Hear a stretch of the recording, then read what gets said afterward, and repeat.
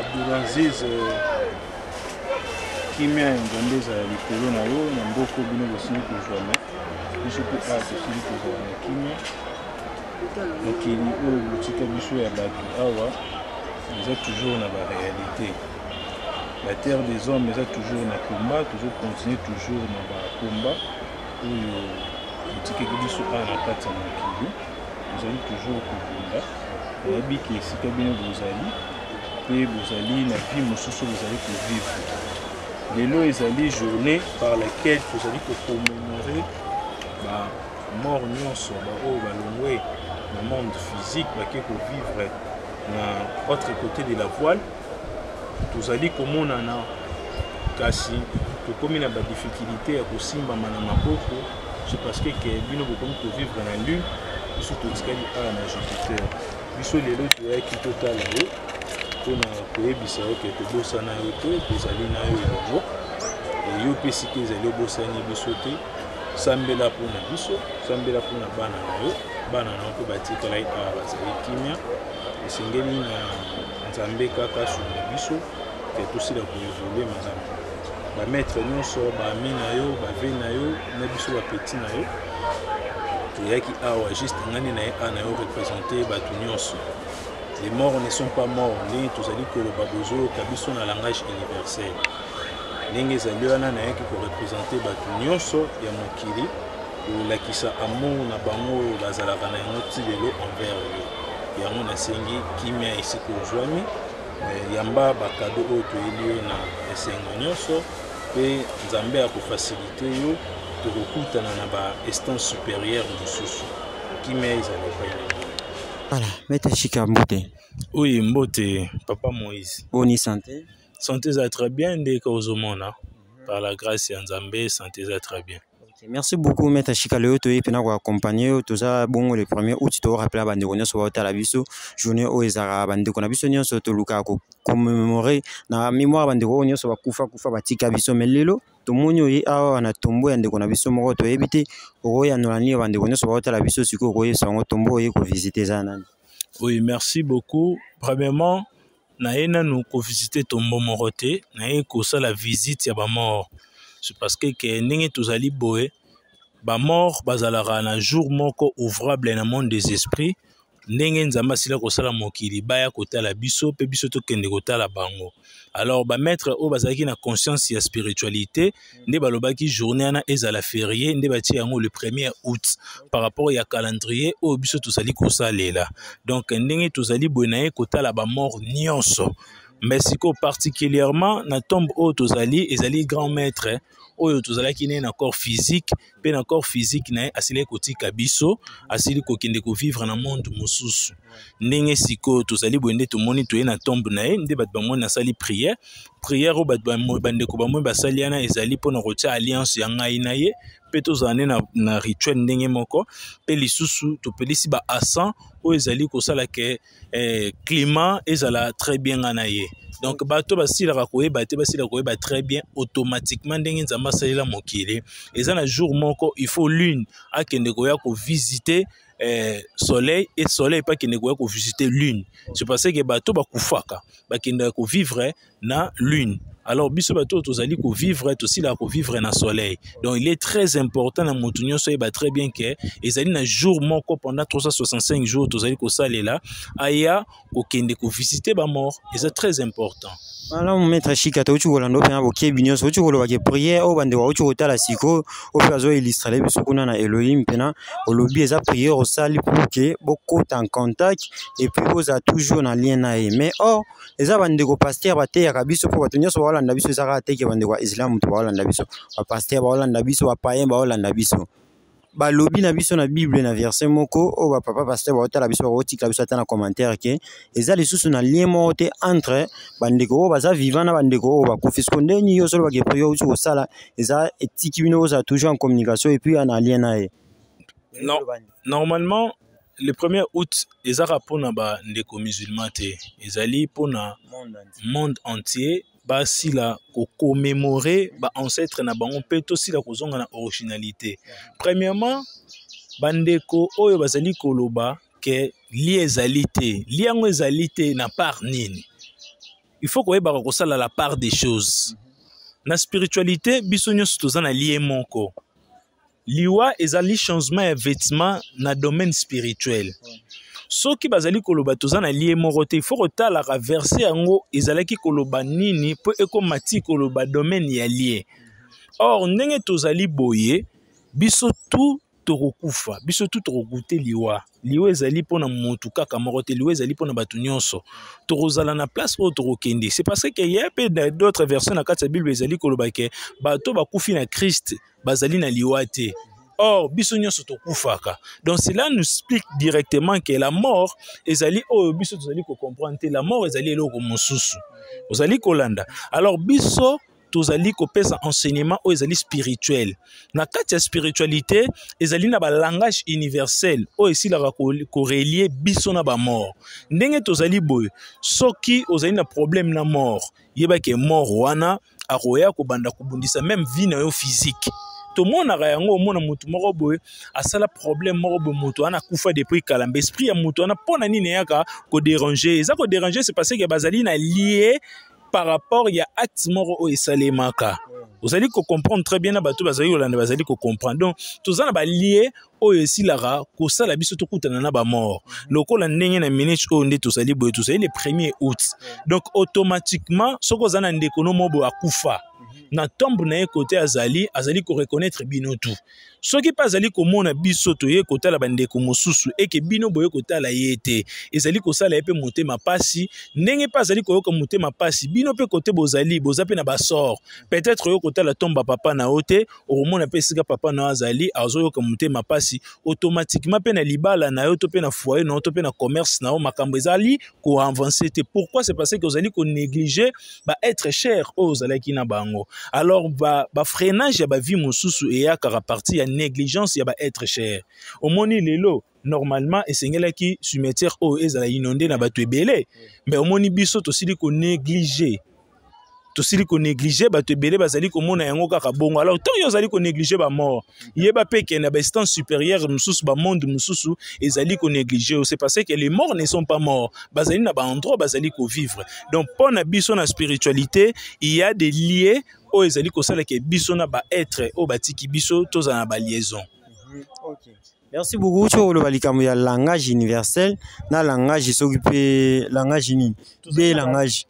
Différence ni les alliés entre des langages on autour tangela biso. Oui, tu as na ba langage physique ou tu as kolobela ana kata mokili. Na langage o ezali ko relier motu na mai na nzete na moto. Na ko pesa exemple moko. Lazare o batnus babi na kati ya Bible, Lazare akufaki. Pe akomi kokoma déjà presque à décomposer ou akomaki déjà décomposé. Mais babengi Yoshua baebisi ke ndeko no akufi. Aye abengi Lazare sort. Or tu es obito lande écriture zo la biso ke biso na ba mort tozo kolobela langage mon côté. Alors ce dans quel langage, dans quel son o Lazare ayoka qui voit o ebenga qui epé Lazare abimana tombe. Cela nous explique directement que il y a des langages o tobenga ngo ba langage universel. O ezali ko relier soko lobi langage wana nzeta yokio, mabela yokio, moto yokio, même na kufa yokio. Siko ba pasteur ebele bazali na ba langage de la mort. Yango bazali na difficulté ya comprendre même ba message. Donc moto azali ko landa très bien yebake même ba miracle o Yoshua salaki asalaki yango vis-à-vis ya ba langage universel. So okay, même un exemple même atteint na kati ya Bible. Vous allez trouver que Moïse akabola ki mai. Mais Moïse akabola mai na force nini. À partir à langage, tant alobi na langage o mai azali ko obéir et directement cette langage là européen sa maramo ordre na monde na bango Moïse asala nini a séparer les lois ngande na opérera ba miracle ne na yedara batu. Ezala rapport na yebi ba langage spirituel ebele. Ndenge tozali na ba langage na monde physique, ndenge pe tozali na langage na ba monde spirituel. Mais eloko ezali ko relier mutu oloba même na nzete obéir yo ezali langage spirituel. Otobengi langage universel. Donc bande ko na biso ba kufaka ba yokaka biso siko na ba langage ezali universel. OK. matondo mingi maître Chika pena wana tobaki tozota embelete parce que awa tobaki pour que to kanisaka bandeko batika biso mais nayebi te tofandi mpe kaka na bible wana bapaster bateyaka bandimi ebele nayebi te eza ignorance oyo bakotisaka na kati ya bandimi to ezali kaka ke bateyaka bato mambo bango mo bamaîtrisaka te parce que koloba na bato kiono so moto akufi akendaka libela eza so na lien moko te donc eza bapaster mosusu kutu basota baniveau akoma ntina niveau bayebisake yo papa na bino akufa mais ça a été le premier où tu vois qu'on a revisité cimetière parce que yon a lien na y déjà au kata de abalien exemple moi sous na ko pesa bande wono so bala na biso o pe yo pe na yebito yebi yango déjà ce qui moi ça ku fait le mobile bazwa no balongole pe na alliance na msapi wana batikali nango pona koloba ke soki mobile akena na alliance wana ou soit moi fatika na alliance wana msapi ba otikala kaka na lien mo entre bango mbale so to balongola yango est lien wana ici la rapene kata na totalement to ba ya rapport embrayer biso ka mutu. À ce qui concerne le domaine de l'enseignement, les pasteurs maîtriser l'enseignement physique, mais maîtriser la métaphysique. Pour enseigner na monto avant comment enseigner bato enseigner lui on maîtriser la métaphysique soko comme na dimension à maîtriser la métaphysique ndesiko oya ko comprendre même les dimensions métacosmiques pourtant on monto oya ko découvrir ba métacosmique nde monto oya ko comprendre ki bonzambe makambo ki bonzambe et qui danger na ki danger donc ezali danger ko le quand même le mot danger tozanga même ba vocabulaire pour to ko expliquer yango alors à ce qui concerne mambo ezali moi c'est kufi bemba la kufi balongola ba bag wana ezali ko dépendre na ba coutume chaque ville chaque village ezali na ba coutume na yango ezali na ba loi na yango ebele mais ezali pe normal soki bozali ko vivre na mutu moko et que mutu ana zali te bozali na ba bilo mo bende ko relier bino mibale esengeli na bino ko se séparer na ba bilo kwana par exemple tant tozora alliance avoir relate mutu alliance ba pesa biso temps ya koloba langage cette langage na nazali koloba ezali directement ko kota na kati ya énergie ya bag wana c'est pour cela mon appelle même bague ezalaka toujours na symbole ya or alors or ezali ko symboliser voire même makambo belé à la prochaine émission toroya ko lobela pourquoi ano ezalaka en or et puis pourquoi balata ngo kara na main gauche c'est parce que tout automonaka ezali significatif alors on a domaine de spiritualité tant déjà jouer loko moko olobeli yango peut aussi li kolata yango yeba ke ezali une partie na yo et comme ko fanda déjà na kati ya bague wana c'est parce que alliance ezalaka sim to tambola so monika alliance directement on se rappelait qu'il y a mobali na yo donc mobali na comme ko vivre maman na conscience non na subconscience na yo alors tant mutu asili ko kufa ezali très normal ko longola ba partie énergétique ne et que ne quelque part c'est parce que okokipe ko bala mutu mususu do okokipe ko s'engager na makambo mususu wana ezali ko dépendre na ba coutume na ba religion o ba basili ko zala biso na kati ya la lumière dans le monde ezali na ba loi o esili ko simba pe la spiritualité est très important mais bande ko bozali kolanda biso so bozali ko suka kaka na enseignement physique oyo ba pasteur bazali ko pesa biso ezali difficile possible ko zolobiko au moni ba mort basila ka kufa te vous allez trouver même ça dans le livre il y a ko ezali na kati ya Biblia na kati ya Biblia ezali na histoire mo ezali ko confirmer que prophète Élie a rétabli qui Élisée était que prophète de son vivant. Mais si koyo Élisée sengi na nzambe ebisie na lingi na sala ba miracle plus nenge grand maître nanga salaki. Alors si ko de son vivant il y a Élie a salaki 4 miracles pardon 7 miracles. Et Élisée tant ozalaki vivant a sali 13 miracles. Donc Élisée de son vivant a coxé ba miracle nyon sauté. Alors si ko où était le 14e miracle ya Élisée ezalaki tangu bake kokunda corps ya mutu moko pe bamoni ba barba bazali ko ya ko mélanger bango bazui corps ya mutu wana ba jeter yango or côté ba jeter ki yango wana mikuwa ya Élisée ezalaki wana le fait que tango mikuwa ya Élisée énergie nango et mataki jusque na souterrain na biso pe mati jusque likolo na plan na matière primitif ya mabele alors si ko tango mataki jusque na matière primitive ya mabele et kutani na corps ya moto basile kokutana lokola bazaki na liaison spirituelle directement mikuwa ni sainini et ressuscité âme ya moto wana o ezalaki déjà na séjour des morts par là koni koloba nini alors comme moto asili kokufa déjà nde tolobi ke soki ba mort bazali na liaison tina biso ndenge nini Élisée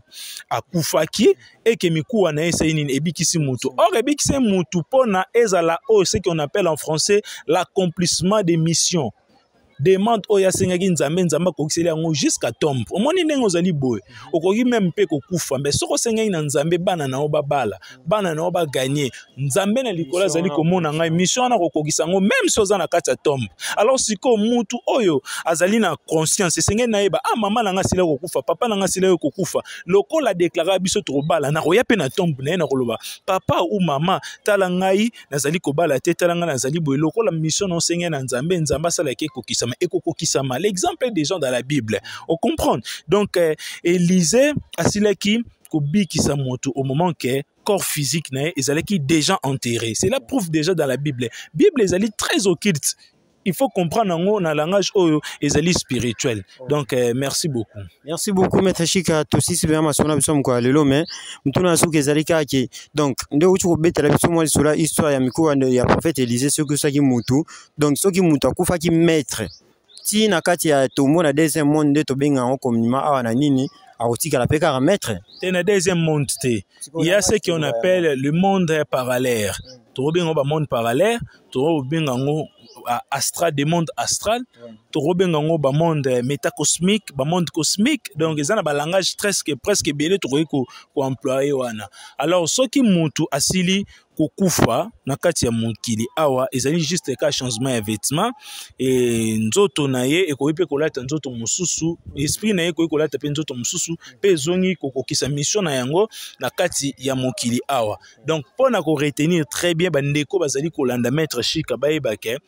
ba mort bazali na journée moko oyo bayaka ko rendre biso visite et Seigneur na biso peto ki na ko rendre bango visite jour à ba mort na bango et Seigneur na biso to na conscience ya koyeba ke koto bazali ko mona biso mais tozali ko solo la langage mon côté pona ko solo na bango ko solo na langage universel alors langage universel ezali obligatoire te mutu nyonso pa koyeba yango mutu nyonso pa koyeba yango te pona ba père ya koyoka babilo msusu moi na moment tofandi na yo so na la kiso marambonga na zomona yo kokoka te c'est parce que tombe o ezali pembeni na biso na zomona mutu na ndazomona biso tozo sala émission ozali kolanda awa nde tozali boyezali na ba mort mususu bazali kolela bazomona nde bandeko na bao bakei yango moni ba créer ba embouteillage quelque part côté sika to uti ezali ba mort bazali na souci ya ndeko na ende azali kozonga atiki ayoki souci yana nde moni ba telemi basili ko créer ba embouteillage donc même les embouteillages mususu to mona même ba bonheur mususu to sila ko mona ana kata mokili ce sont des morts nde bayaka kotika biso alors ces mystères là ezali permis na mutu nyonso ta maîtriser ya makambo ezali ko salema même caméra donc mais Seigneur na mutu nyonso ayebake la spiritualité ezali très important et Seigneur na yaza na guide spirituel pour orienter na sens moko ezali vrai bato no mingi maître Chika to sisi pema soma biso mko lelo na boyi na ngafunga na miso ba caméra panza na Elohim kuno yo za vertige fu marambo singa fo pincheza la nguya fo ezala pena merci beaucoup na bino nyonso bolanda biso pena bosaki belé devant poste téléviseur na bino devant ba téléphone Android na bino pe devant ba tablette na bino to sepeli bino nyonso boyoki biso pena to singa susu maître Chika azonga su pona to kota pe un mystère ngo bien ko pena côté wana pesa na ba verset biblique to tikeleta lukela biso pe ba verset biblique prochaine émission kozonga susu maître lobasuka bandeko nyonso balandi biso et puis soki possibilité ko pesa numéro de téléphone ezali pour bandeko baza pour ça conseil et puis peut-être comme moi remarque en ndenge monsieur elekeli oui bato nyonso bazali kolanda maître Chika bo juger ngai na physique te bo juger ngai na spiritualité et puis bobo ya mutu na musika te baboya ya mutu pembeni maître Chika asilaka ko aider batu nyonso bazali na ba problème spirituel azali généraliste spirituel a traitera tous les cas o nyonso ezali dangereux na kati ya vie ya mutu et na ba cas nyonso ezali très merveilleux na kati ya vie ya mutu et maître Chika pe asilaka ko pesa enseignement sur le plan ya ligne et puis maître Chika pour nous rejoindre ezali plus de 143 89 63 62 367 plus de 143 89 63 62 367 ou anande aussi là kozwa maître Chika et puis pour na ba plus de détails na prochaine émission tu aussi la repesa ba plus de détails pour na ba makambo ebele à ce qui concerne la vie et seigneur na biso to ba très bien que vie otosali ko vivre un jour tu aussi la kotika yango pe koto to rokende to comprendre que makambo ebele biso to bande ko mona ezalaki ya solo peut-être ezalaki ya lokuta. Alors pour na moto vivre na vérité, izaka moto a vivre na kati ya spiritualité,